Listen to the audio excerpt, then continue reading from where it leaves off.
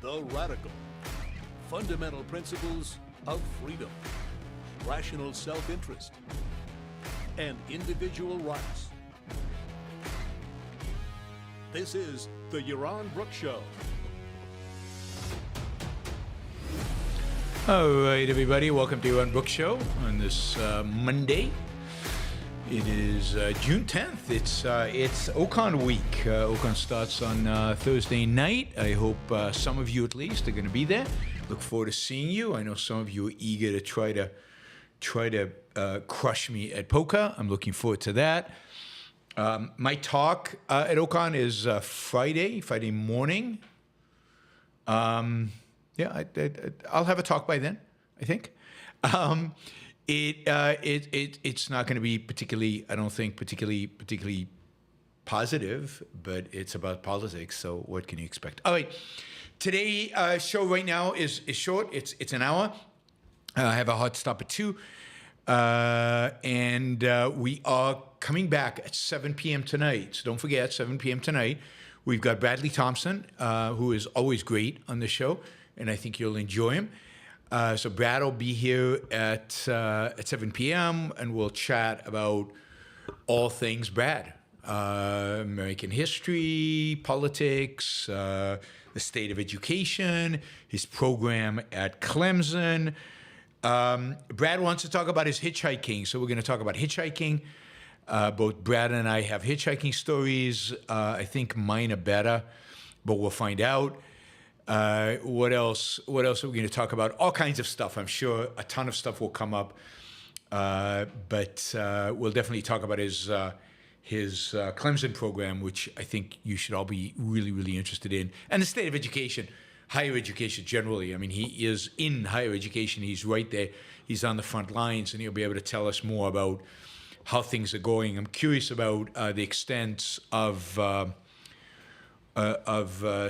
demonstrations, sit-ins, occupation of buildings at Clemson University in South Carolina.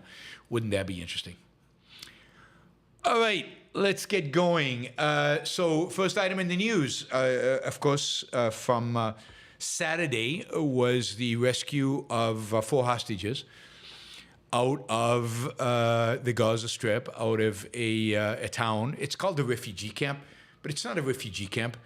It's a town where people live in buildings, not in tents, and they're not refugees because the great-grandparents, maybe the great-grandparents, but maybe the grandparents left what became Israel because they were told to leave by the other Arab countries because once the Arab countries were going to defeat Israel and kill the Jews, they would then be able to return and to their property. Anyway, they left. They went to hide in Gaza, and I guess initially they were refugee camps, but they're never going back. They're never going back to their homes in Israel.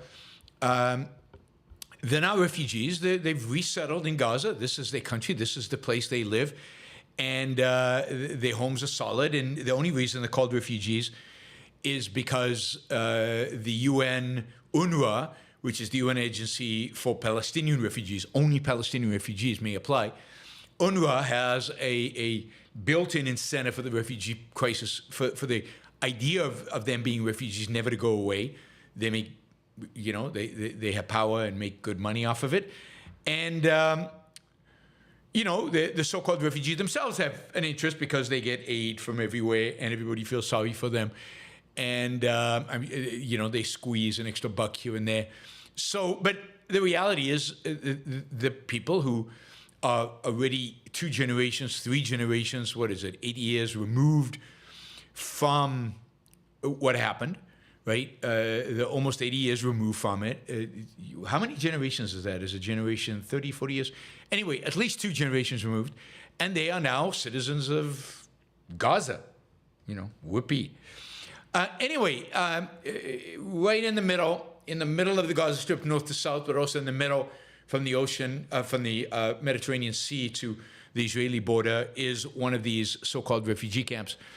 And it turned out that 4 of the hostages were being held there by 2 different families. One was holding the female hostage, a young woman, and then 3 other hostages were being held not far from there by another, quote, family, while being protected by Hamas fighters all around.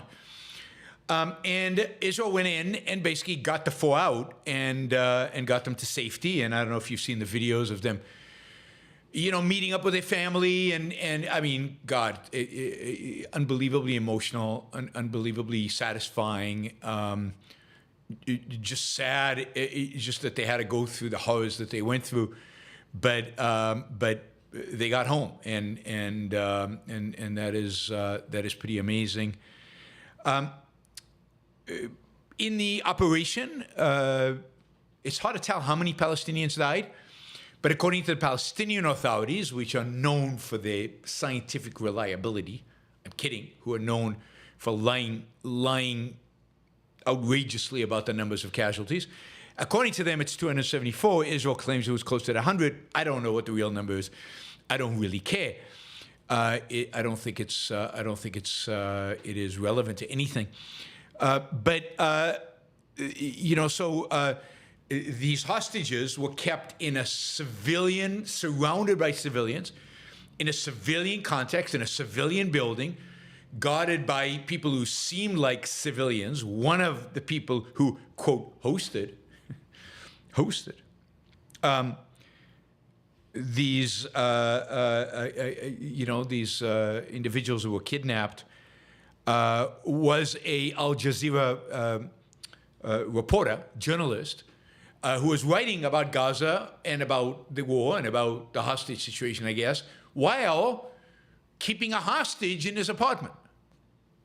I mean, it's unbelievable how disgusting, horrific this really is, and what this tells you about the Palestinians, about Hamas, but more broadly about the Palestinians, that this is how they were keeping the hostages, and nobody among the Palestinians have any problem with that, and so on. And then they complain when 274 are killed.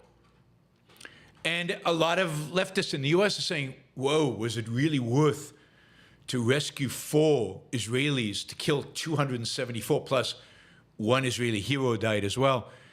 Was it worth it? And my response to that is, you cannot get high enough in terms of the number, in order to rescue Israeli citizens, in order to rescue the innocent, to rescue the victims. There is no number. Am I willing? Is it okay if the Israelis kill 1,000 in the process? Is it okay to kill 10,000 in the process? Is it okay to kill 100,000 in the process? There is no upper bound. You kill as many as necessary to get your people out. You kill as many as necessary in order to win. And that has to be made super explicit. Super explicit. And the only reason anybody has to die is because they're keeping hostages. The only reason anybody has to die is because they're fighting. If the Palestinians had all said, "Oh, you want your hostages back? Oh, we didn't know you were this serious about it. Okay, fine, take them. You can walk out of here." But the reality was they ran. They got their RPGs. They got their AK-47s and M16s, and they started shooting at the Israelis, and the Israelis shot back and bombed back, and artillery shells back, and F-16s back, and they did whatever's necessary to get their people out of there as safely as possible. So hooray to the unbelievable courage, ingenuity, strategic thinking, and just capabilities, but again, courage of the soldiers who went in and rescued the 4 hostages. Just unbelievable. As is often the case in Israeli operations, particularly special forces operations, the one casualty was a commanding officer, was one of the commanders of the operation, a 35-year-old, I think, with kids and a wife. I mean, he is the one person in this whole thing that it makes sense for us to mourn, and he deserves our mourning. He is an incredibly courageous guy, could have delegated this, but he was the leader. This was his operation, not even a soldier. He is part of a special unit of the police, the Israeli police, which is an anti-terrorism hostage-taking unit, and he was the commander of it. And he got injured and later died when he got to the hospital, tragically. This whole operation, operation to rescue the hostages, if you want to understand what it's like,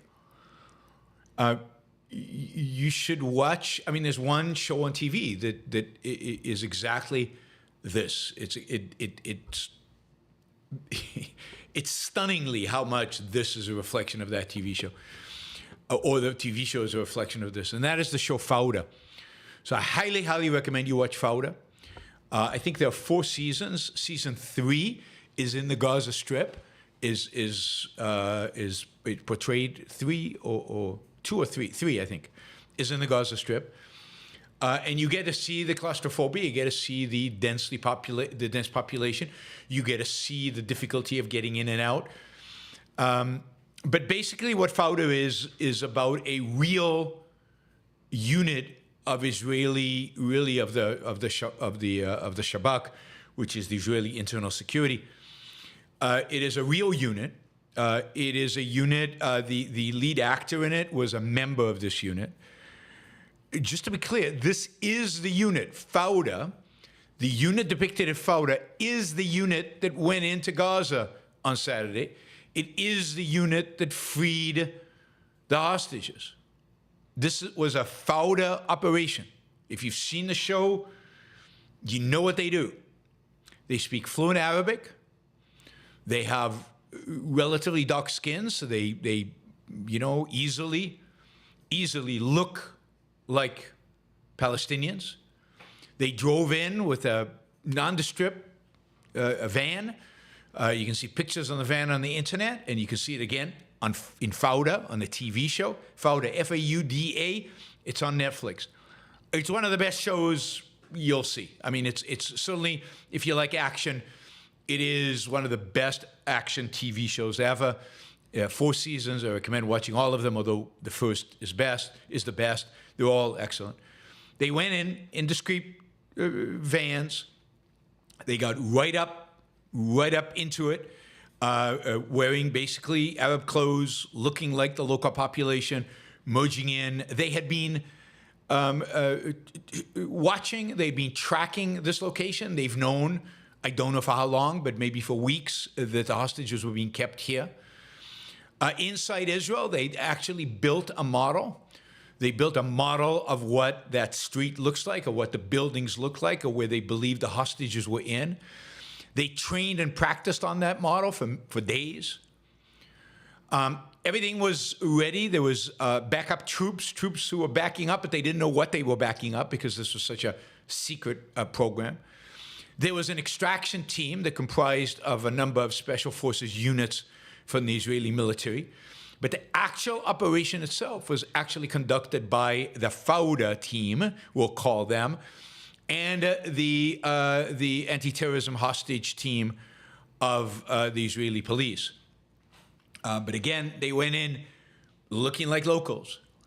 And then once the shooting started, they needed to get out of there, and Hamas was everywhere, and people were holding guns. And of course, when the people are holding guns, those guns, you don't know, they're not wearing uniforms. Anybody in the street could be a Hamas member.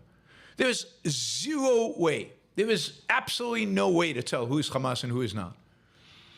So they shot their way out, but in the process, they were backed up by planes, helicopters, artillery, other units, other military units, and of course they did the handoff closer to the beach on the western side of the Gaza, and the hostages were all taken, flown into Israel. An amazing operation. It is an amazing. let's believe the Hamas numbers, which I'm fine with. Let's say 274 Palestinians died. I mean, 274 to 1 in terms of casualties on the ground. Sometimes you see these action movies, and in action movies, the good guys just seem to shoot everybody, and none of the good guys get killed. And you go, "Oh, that's not real. That can't really happen." No, that's exactly what happens. And a big part of the reason, not only do they have the backup from the air and from other places, but also it's an expression of how well trained they are, of how committed they are, of how motivated they are, but really how much training and how extensive that training is, and how diligent that training is, that makes it possible for these soldiers, these specialists, to be able to go in to an incredibly hostile area and and then take out people and protect the hostages that they were taking out, and at the same time just eviscerate the Hamas and whoever else participated in their attempts to rescue, in attempts to thwart or to stop the rescue operation. Truly amazing. Again, movies should be made about this. It's one of those operations that are truly amazing. I will note this, just factually. This area where this operation happened is an area that the IDF has not yet occupied. It is an area they have not gone into. There is a certain percentage of the Gaza Strip that has not yet been occupied by the IDF, who knows for what reasons. Starting with Rafah in the south, now they're starting to occupy it. But there are many other areas in the south, in the southwest in particular, that have not yet been occupied, and where it is likely the hostages are located. It's also possible that Israel knows where a lot of the hostages are, but does not yet have an operational plan to get them out, does not yet know how to do it without giving the Hamas the opportunity to kill all the hostages that are there. So we don't know what the intelligence is. We don't know. They might know where Sinwar and the other Hamas leadership are, but they are probably surrounded by hostages, and it could very well be that Israel is hesitant to go directly after them because they're worried about them just murdering all the hostages right there. So a lot of moving parts, a lot is going on. Again, I think the fact that Israel has delayed for so long, the fact that they did not go to the south early, the fact that it took them almost 2 weeks to get organized, and then they've just gone slowly. Not once they start fighting, but negotiations and Biden and negotiations and more Biden and dragging it out and all of that. All of that has made it harder to do these kind of operations because in the beginning they had a real element of surprise. In the beginning, they could have been much faster, much more devastating, and gotten a lot of this done by now. But again, I'll just emphasize, from a military, just operational perspective, stunning. Go watch Fauda to get a real sense of how these units operate and what is involved and the difficulties involved. In particular, I think season 3 is in the Gaza Strip, and I think involves somewhat of a similar situation, trying to get kidnapped hostages who are in Gaza, trying to get them out, trying to get them back into Israel, and the difficulty and the effort that involves. All right, yay for the IDF, and yay, and in terms of the various just discuss. Oh, by the way, a lot of the people complaining about the 274 Palestinian deaths and so on are saying, are talking about the hostages being released, as if Hamas released them. It's just unbelievable. Not, the hostages being rescued No, they were just on vacation in Gaza. And they just got stuck there in the middle of a war, and it's such inconvenience. Such inconvenience. Really disgusting. Anyway, one victory at a time, and this is definitely a victory and something to celebrate. Let's hope the IDF has more of these up their sleeve, and that we start seeing more hostages freed from their captors, not through negotiation, but through military action in the days, weeks, months to come, as Israel slowly shrinks the space in which Hamas, has control and can function freely. All right, that was the one big news item over the weekend, and it made me happy.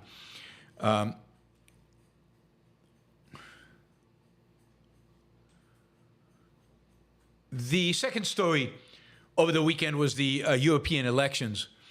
There were European elections throughout Europe that basically involved the European Parliament. So European Parliament has elections, and then in the political parties, but the elections are, each country sends its representatives. And then within the European Parliament, they have different parties have clumped together. So center-right parties all clumped together, forming not a single party, but a single kind of coalition in the European Parliament. They call themselves EPP.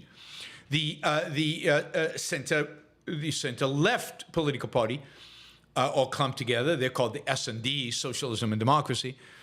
And then there's the Renewal Party, which are like liberals, more classical liberals, more pro-free market type liberals who want to rein in the bureaucracy. They're called RE, the Renewal Party. And then there are two clusters of what are called far-right political parties. It's the ECR. The ECR is dominated by Meloni and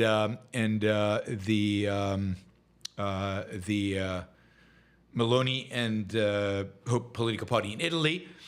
ID from Identity, which is a far-right political party affiliated with Marie Le Pen, primarily comprises of the French delegation, Marie Le Pen's delegation.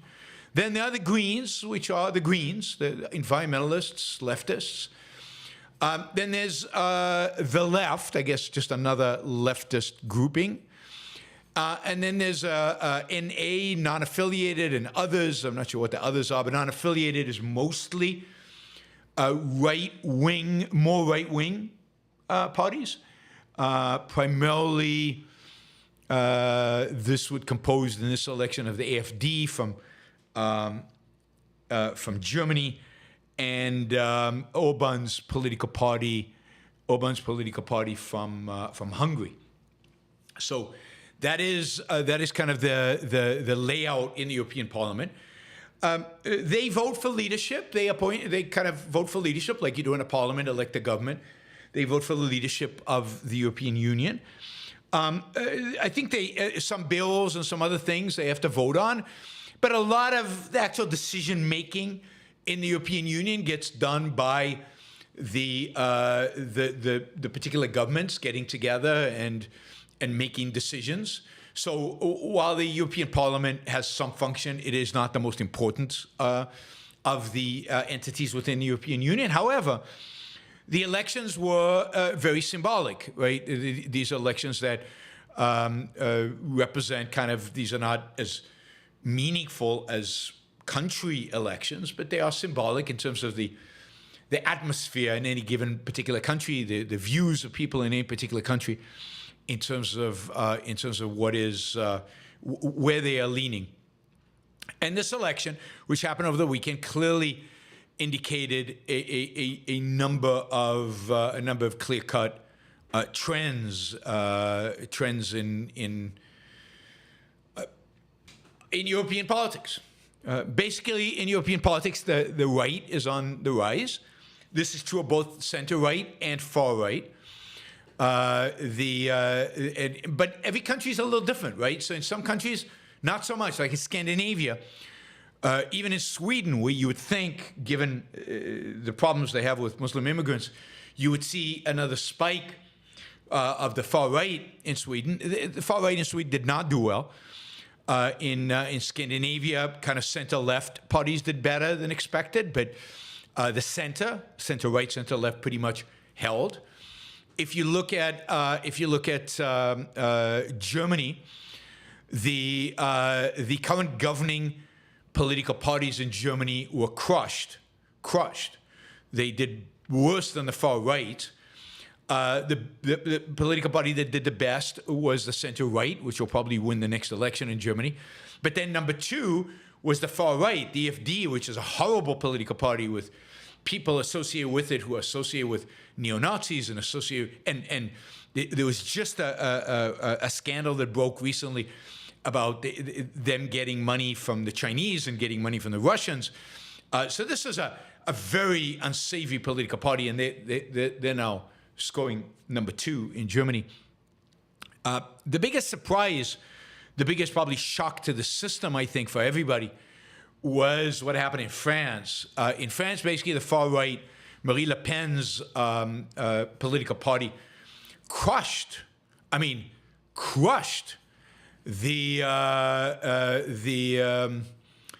Macron's party. Macron is center, just center left, center right, probably center right a little bit.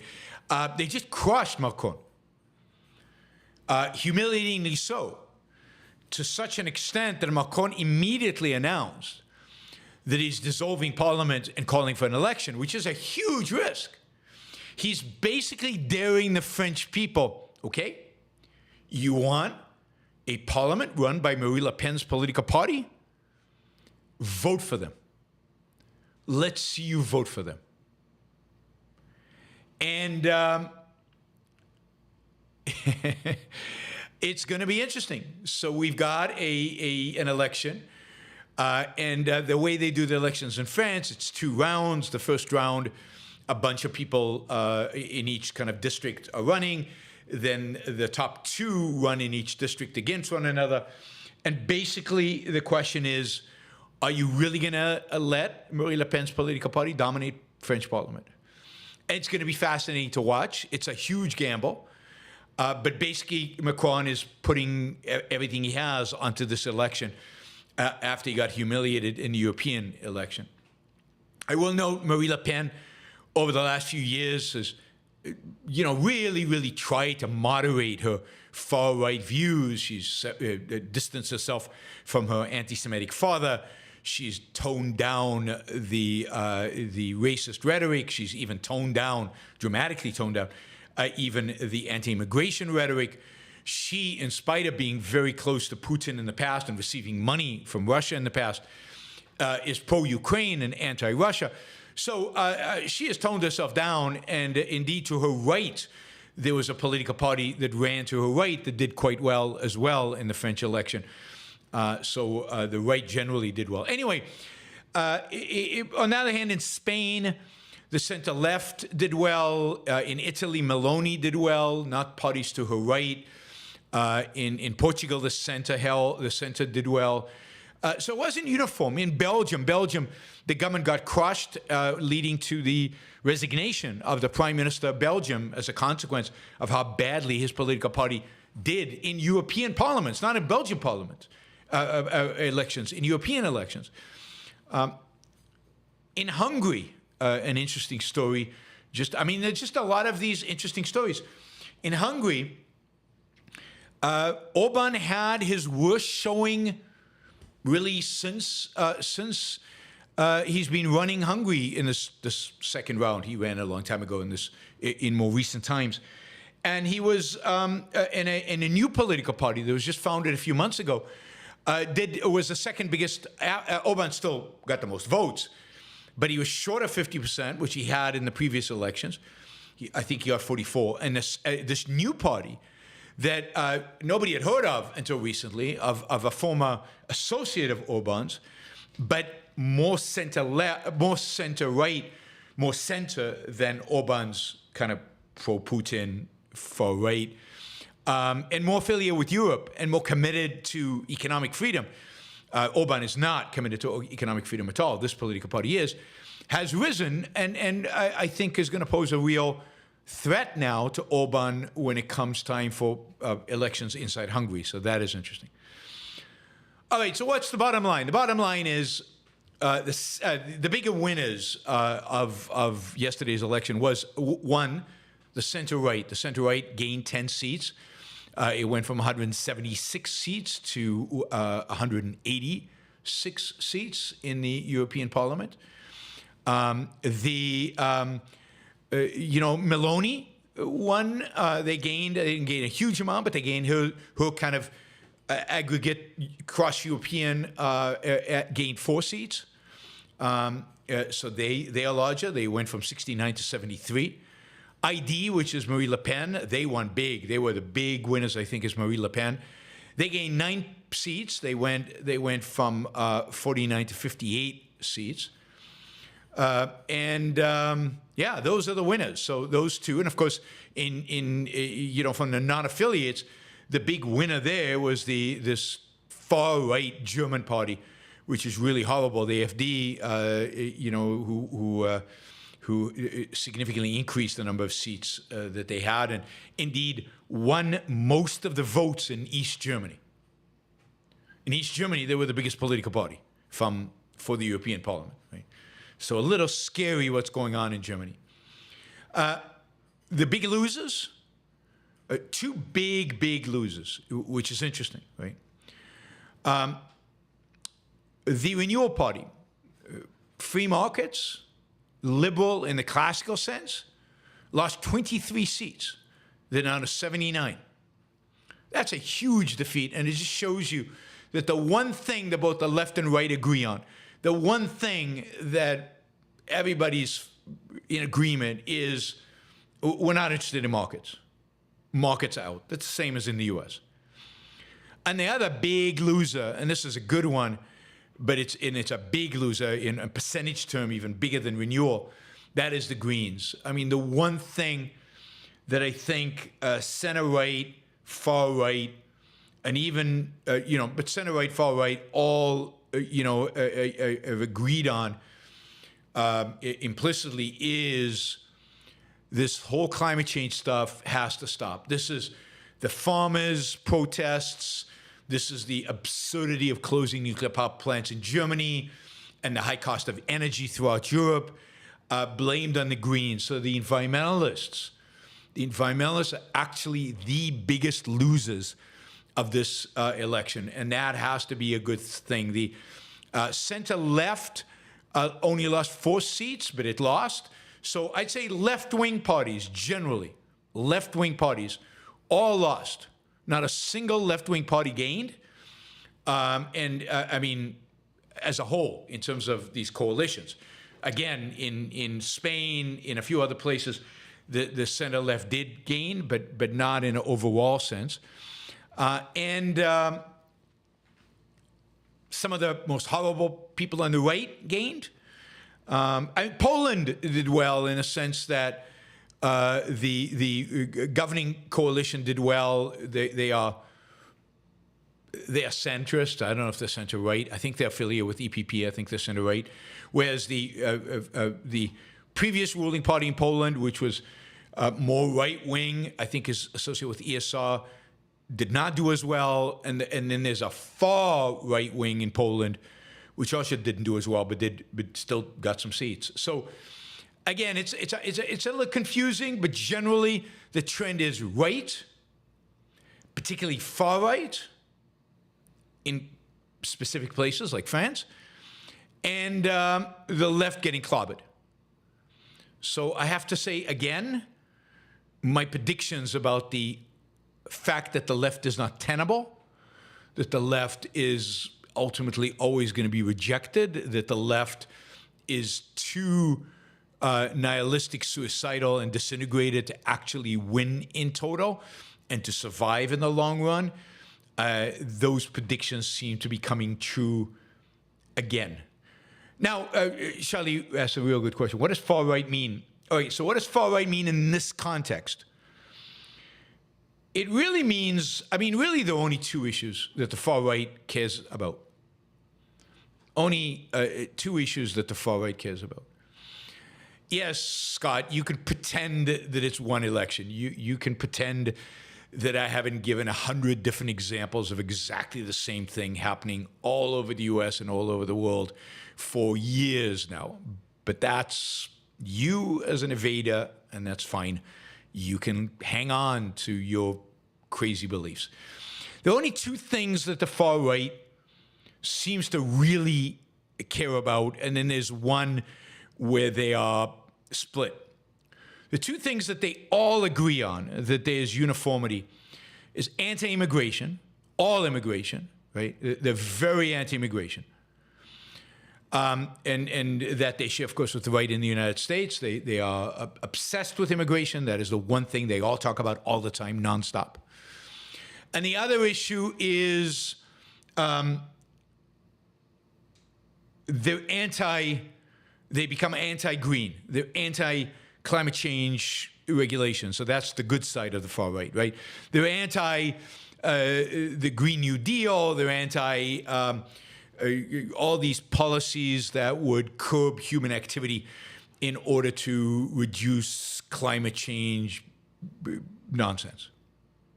So those are the two things. Now, in addition to that, they're generally protectionist vis-a-vis the European Union. They don't want free trade deals that the European Union signs with other countries.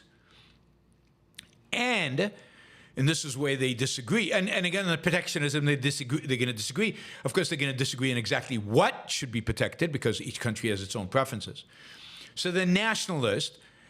And many of them, not all of them, but some of these political parties are what are called Eurosceptics.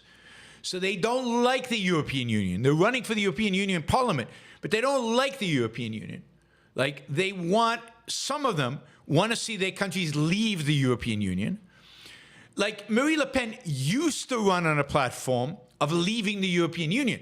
That was a big deal. We want to leave the European Union. We want to get out of the euro. We want our own central bank. We want to get out of the European Union. But she discovered that that was not popular in France.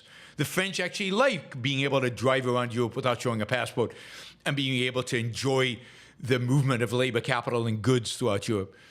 And so Marie Le Pen has changed to saying, no, I still want to be in the European Union. I just don't want it to have too much power. So they're generally anti-too much European power. Right? So that is what the far right stands for.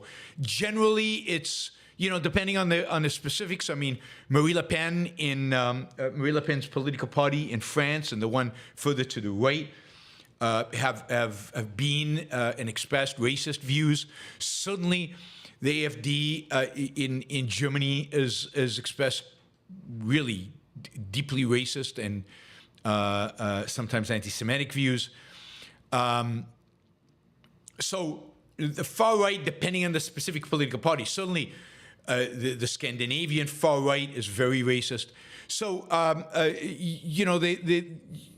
depending on which country and which far right particular party will determine, exactly how, let's say, racist they are or what unites them. Meloni's been pretty good in Italy in spite of being associated with the far right. She's actually governed in a much more centrist and pro-European, pro-EU fashion, even though she was considered a Eurosceptic, but is no longer. Right? So, it's protectionism, anti-immigration, xenophobia. It's not. The one thing that it's not, the one thing to remember that far right does not represent is capitalism. Nobody represents that. I mean, to the extent that anybody did, it was the Renewal members, and they got crushed. They're irrelevant in Europe today. Capitalism is irrelevant in Europe. What's relevant is, just like in America, capitalism is irrelevant. It's immigration, immigration, immigration, and everything that's wrapped up into immigration, protectionism, nationalism.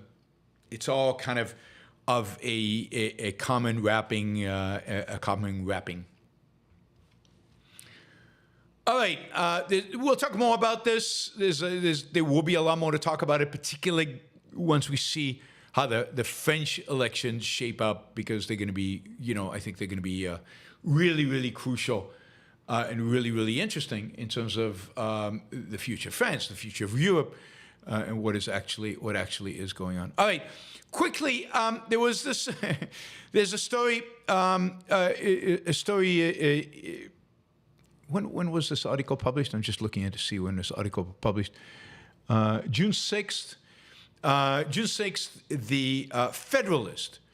The Federalist is a publication, used to be, before Donald Trump got elected, like a lot of things, it used to be pretty good before Donald Trump got elected, but it has become a kind of a raving MAGA, pro-Trump, Christian nationalist leaning publication. It really has become really, quite horrible. Anyway, they published on June 6th an article about Dolly Parton. And it attacks Dolly Parton, which generally I don't think is a good idea. But anyway, why are they attacking Dolly Parton? The problem with Dolly Parton is that she uses her Christianity to express love towards everybody. I mean, she doesn't judge. She claims one shouldn't judge. She's just a simple person. And she expresses love towards all people, all kinds of people. And this, the Federalist, I mean, you could argue us objectivists find this offensive. But in terms of the Federalist, what is offensive in this is the fact that in doing so, Dolly Parton is not judging all those gay people. That is really, really horrible, right? So she writes, but Parton's version of love, which includes condoning immoral sexual behavior, is unaligned with God's vision for humanity. Like so many secularized spiritual leaders, Parton equates love with agreement, but the two are not reciprocal. Love does not mean we must accept sinfulness as good to avoid hurting somebody's feelings. I agree with it. It's a reminder to be careful when looking to cultural Christians to light the way.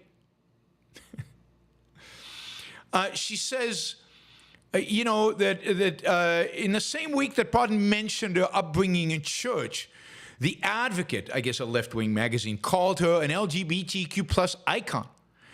And her rhinestone-studded flashy outfits, big hair, and infamous chest have inspired many a drag queen. That's not her fault, but she does seem to indulge it. I mean, this is the American right. These are the people that are now representative of the American right, and this got a lot of cheering by certain parts of the Twitter world. It got booed by a lot of people, including some conservatives, who said, "Dolly Parton, really? You don't have anybody better to go after?" But yes, this is the Federalist, and it has become a Christian nationalist, Trumpist, MAGA rag, and it is a really horrible publication. But this is exactly the American right. This is exactly what the American right is becoming. This is what the American right's intellectual leadership is moving it towards. This is exactly what it actually represents. It is the American right today is motivated by one thing and one thing more than anything else, and that is hate. And the hatred is primarily towards immigrants, but throw in LGBTQ. Oh, drag queens! God, do they hate drag queens? Drag queens are the real enemy of civilization. They are the real threat to civilization. You should watch that MASH episode where they do a drag performance at the at the base. Anyway, it really is scary. The only thing that animates the right today are the cultural issues. The only thing that animate the rights today are these things that have to do with sexual orientation and immigration. That is what unites the right. It's what unites the right.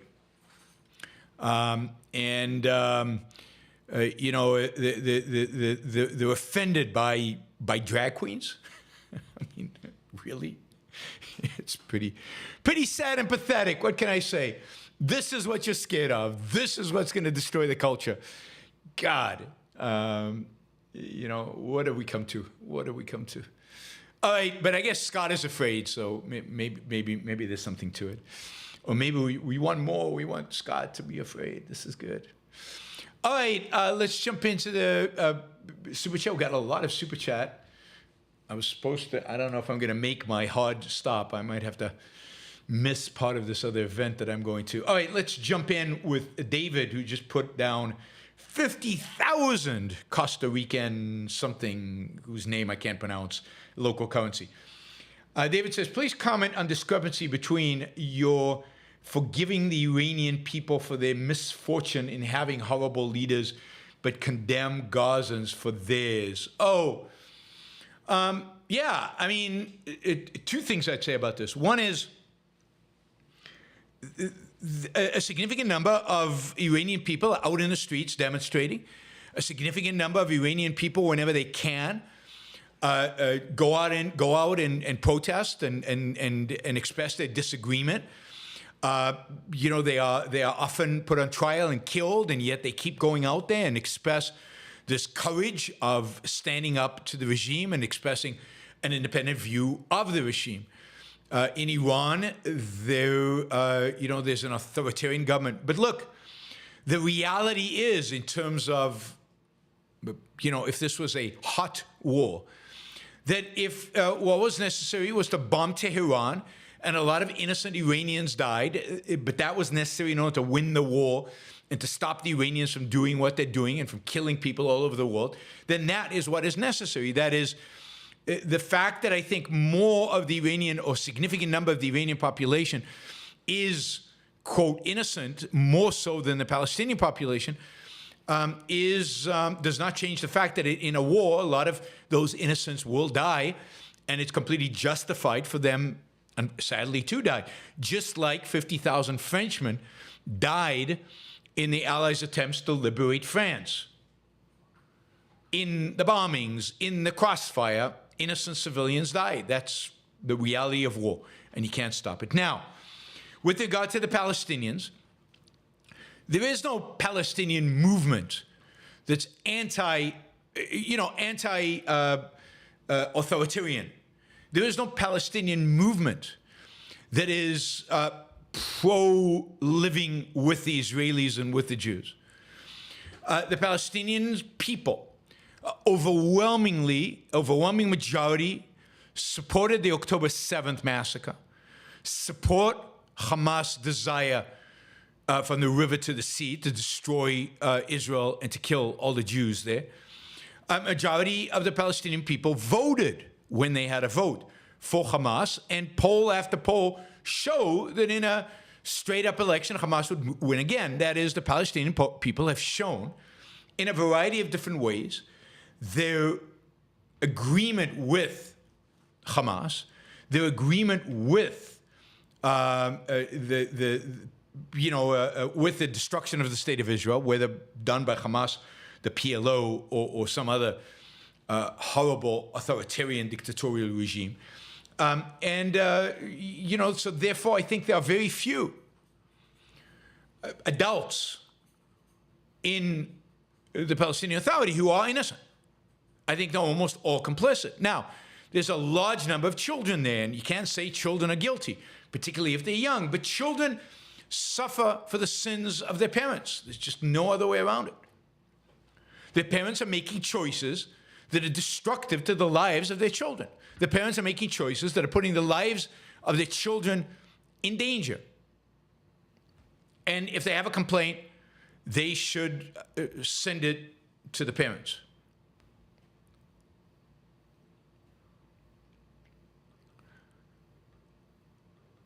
So, David, I'm answering the question. You must be behind in terms of the program. Anyway, yes, the big difference is the Iranians, there's a solid, 30, 40% who are anti this regime. There's probably another 30% who are indifferent to this regime. And the regime probably only has about 30% support. That's what the numbers suggest. Now, so I'm more sympathetic to the innocents in Iran than to a Hamas regime that seems to have the support of 70% of Palestinians.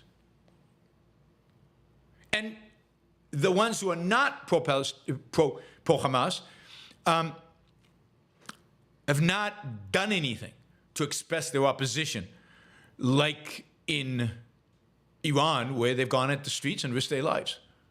And for that, I salute them.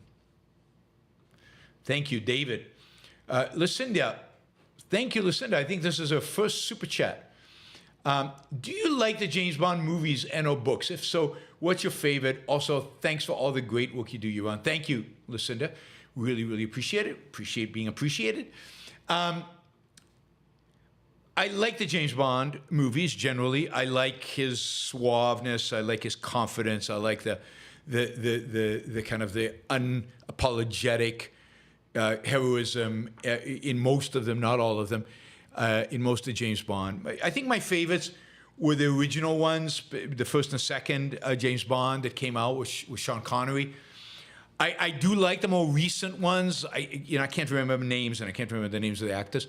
I do like the more recent James Bond character, James Bond actor. I think he brought back that Sean Connery confidence. I think that in the middle, the James Bonds were too cynical, not unconvincing in their heroism, too cynical, I think is the answer. And I think that the last one, who I think is Daniel Craig, and the Sean Connery character, particularly in the first movie, Daniel Craig, in those two, I think it was in particular, the emphasis was on the heroism, I can't remember the names. GoldenEye is one of the originals, right? It's one of those.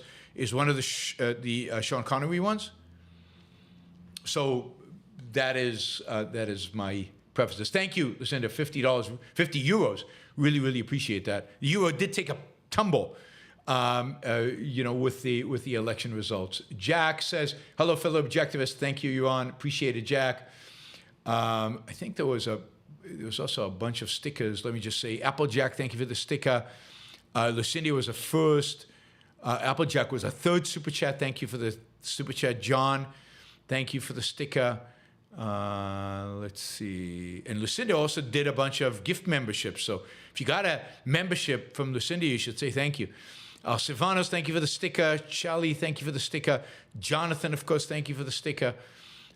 Thank you, guys. All right, let's see. Michael. Oh, Golden Line was Brossman. Yeah, I mean, I generally like it, but I cannot remember. There's Goldfinger and GoldenEye. I can't remember them all. Michael says, we complain constantly about decay, but most areas of life have improved. Technology and psychology has gotten much better over the past 50 years, and the only area that's really gotten worse is education. Well, education has gotten worse in many respects. Our infrastructure has gotten worse. We have inflation for the first time in 50 years. What else? National debt is insanely out of control. The sense of life of Americans has gotten worse. The right has gotten worse. The left has gotten worse. The students demonstrating has gotten worse. They're much worse than the 60s.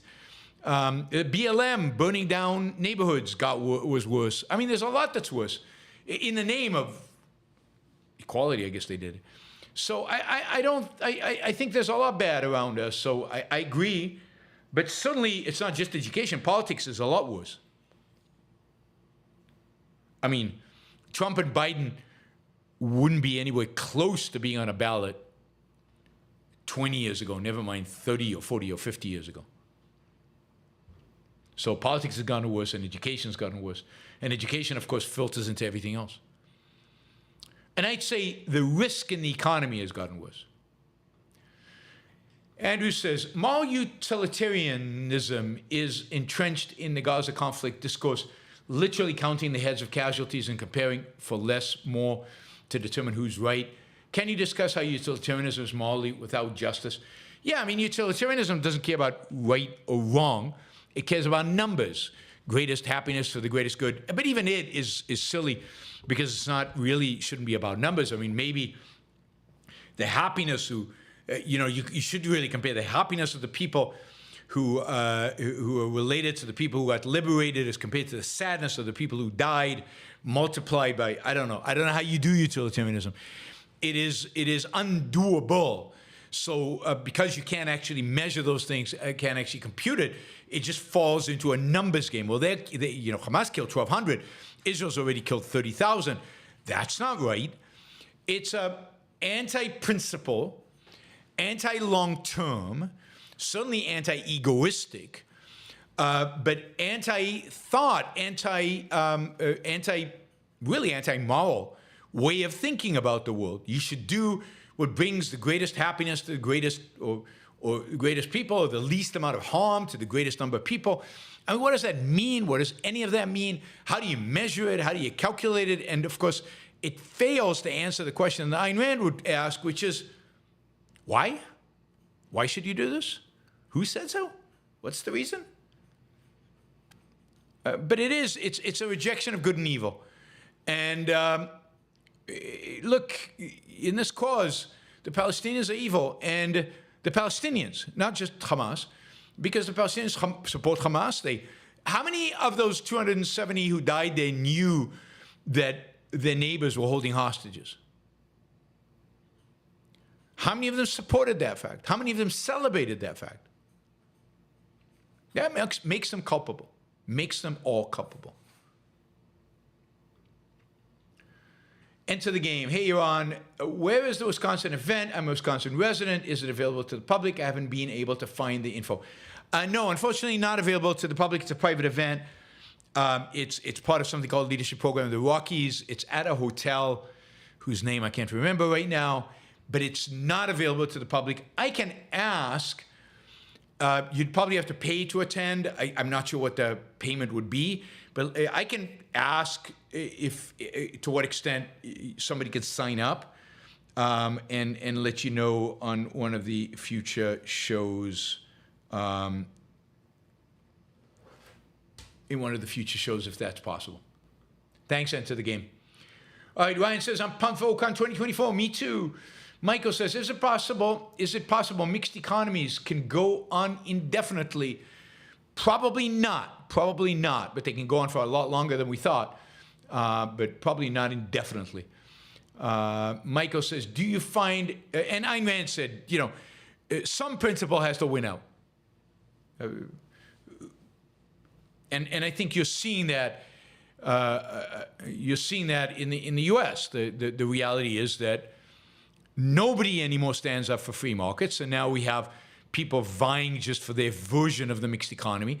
And the next step is somebody vying for authoritarian rule over the economy. So it's just a matter of time. It's gonna happen very soon. Michael, oops, I skipped that one.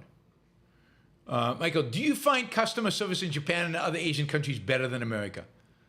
I don't know, because customer service in Japan in particular, they don't speak English, so it's very difficult to communicate, and they often come across as rude. I don't think they intend to, but because of the difficulty of language, they come across as that. So I don't know. I don't think it's any better, but I don't know. It's very hard to tell. Certainly in Europe, it's not better than U.S. U.S. is better than Europe. And generally, U.S. has about as good a customer service as anyway. You can bring a product home and change your mind and return it and get your money back. That is very unusual in the world, very rare. Mark, thank you for the sticker. Really appreciate the support. Michael, is most of the racism and anti-Semitism out there largely concentrated on online cowards? In person, we don't see much of it. You don't? You don't? You haven't seen any of these demonstrations on campuses? You haven't seen the signs that they carry? You haven't seen the things that they have shouted and the names that they have called people? That's pretty in person. Same demonstrations in London, demonstrations in New York, out in the street, calling out names. It's there, absolutely. You don't remember Charlottesville? You don't remember the marching? Jews will not replace us, blood and soil. They were out there. They even got a kind of a tiny thumbs up from Trump. So, no, I think it's there. I think it's real. You just saw it in the election in Europe. It's very real, and it's growing. And it's growing, and it's a real threat. Michael, have you ever walked out of an interview or a debate? Have I ever walked out of an interview or debate? No, I don't think I ever have. Michael, were you more of an introvert or an extrovert going up, or is everyone in Israel an extrovert? I'm still an introvert. I've always been an introvert. All of the tests that they do for introversion, extroversion, I always score as a weak introvert. I think when I was younger, when I was growing up, I was probably a stronger introvert. I've always been an introvert. Never been an extrovert. Michael, what saves us is people take their job seriously and not their ideas. I think that's right. People are still focused on their own production, on their own lives in some extent, and that keeps them there.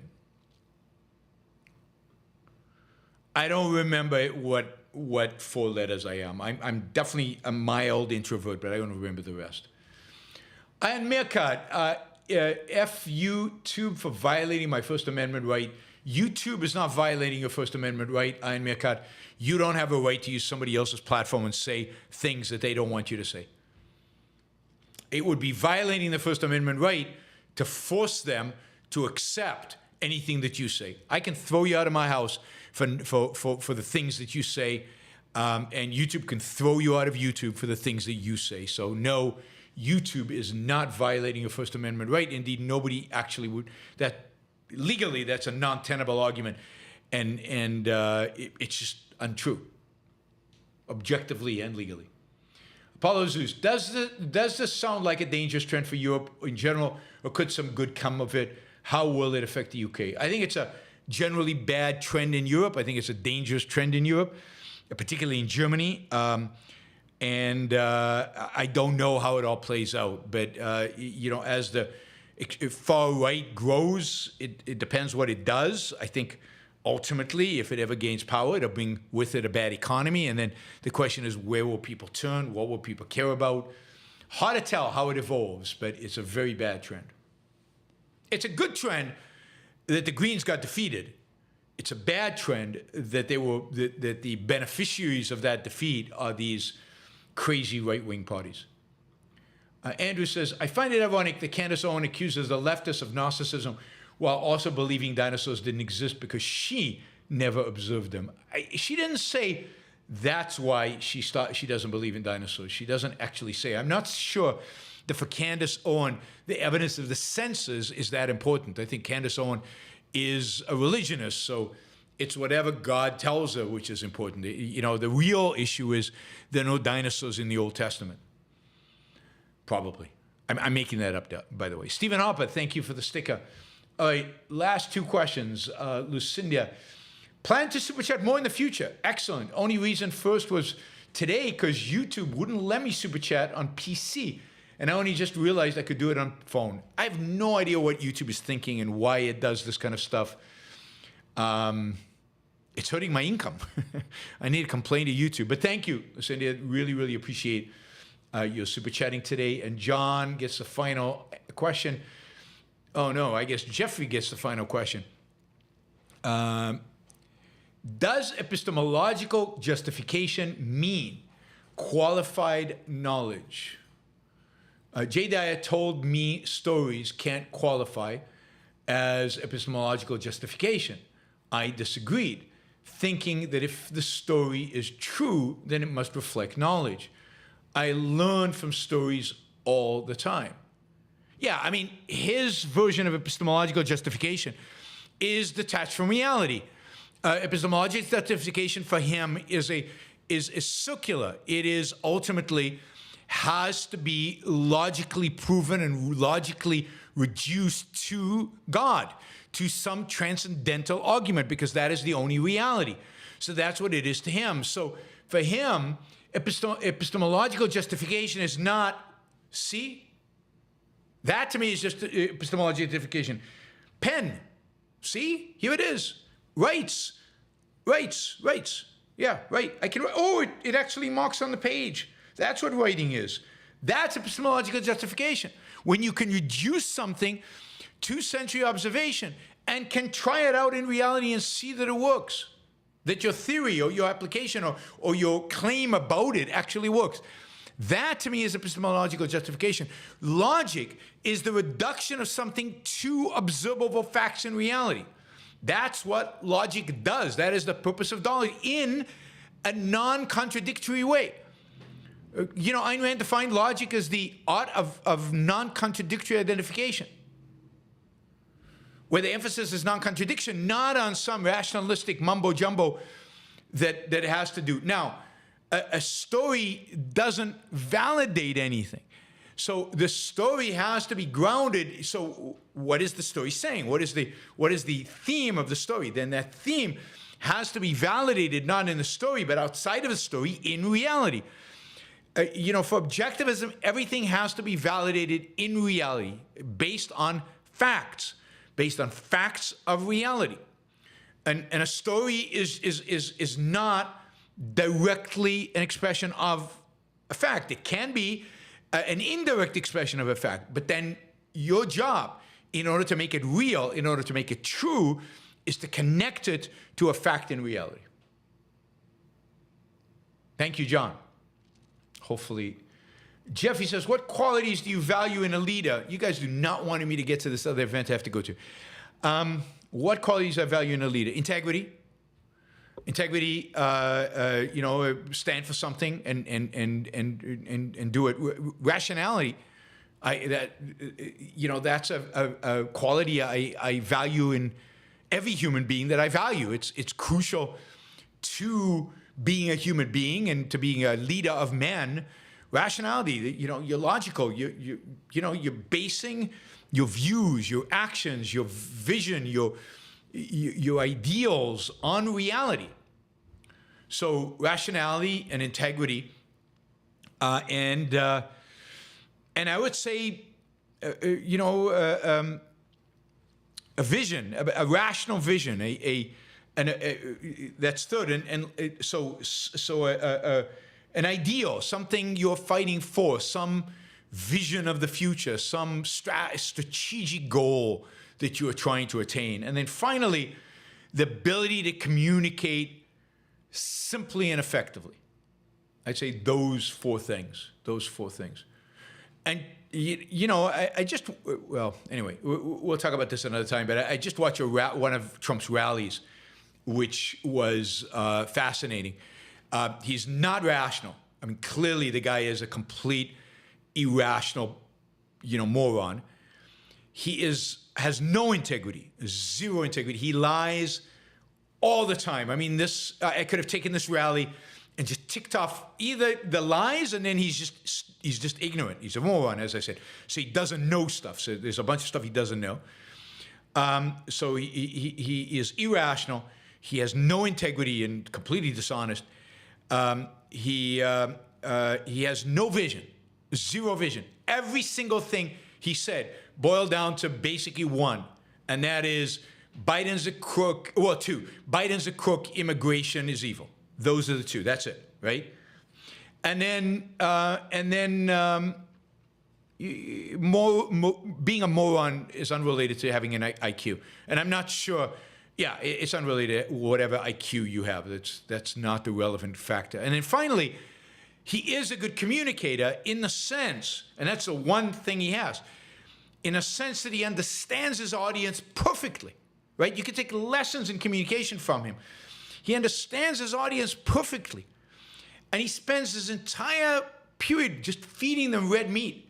It could be complete garbage, complete lies, complete nonsense, completely irrelevant, but he keeps giving it to them. And every time he's going off in a direction and he senses the audience is losing connection with him because he hasn't given him any red meat for a minute, he throws on you red meat to him. And it is truly, you know, he's a master at it. He's a master at it. But he doesn't have, other than that ability to communicate with his audience, I mean, I could never listen to him. It was painful just to listen to that rally because he can't complete a sentence. But that's what the audience wants. Right? One, can you give a rundown of your problems with Ron Paul? Oh, God. I mean, he's an anarchist. He is anti-American, which manifested itself in him thinking 9/11 was America's fault. He thinks Venezuela is crumbling because of America's sanctions, not because of socialism. So he's a statist when it comes to other countries other than America. He believes statism is good for them. What else? I mean, he's at the core an anarchist. You know, yeah, I mean, isn't that enough? He hates Israel because they're the good guys. He's ultimately anti-American, and the whole wing of the Libertarian Party that's Ron Paul is anti-American. And as part of that, he's anti-Israel, you know, as an extension of that. But again, it manifests itself primarily in his foreign policy. And what else do I have to say about Ron Paul? Yeah, I mean, those are the main things. I mean, his stance on Venezuela, his stance on Russia. Oh, he's pro-Putin. There's the other one. He's pro-statism when it's other countries. And he's anti-freedom when it comes to America. You know, he's anti-America. Even though America's freer than any of these other countries, he's anti-American. So, you know, horrible, horrible, horrible. Yeah, and you know, I was against him way back, and so many people stopped following me, just like today with Trump, stopped following me, accused me of all kinds of things when I went after Ron Paul, you know, everything under the sun. And I lost lots of followers because I was anti-Ron Paul, and everything I said about him turned out to be true. And just like everything I said about Trump turned out to be true, and I lost followers, and it doesn't matter. All right. Robert says, Trump has only two principles, both premised on loyalty. He demands unwavering loyalty from everyone, and he himself is loyal to no one and nothing. I agree with the second. I think his loyalty thing that he demands from other people is completely flexible, right? I mean, people can say horrible things about him, but if they grovel and they complain and they say, I'm sorry, and then he's very forgiving. So the only thing that really matters is that he's loyal to no one and nothing, including their loyalty to him. So, all right. Thank you, guys. I really have to run. I'm late already. I will see you all tonight, 7 p.m.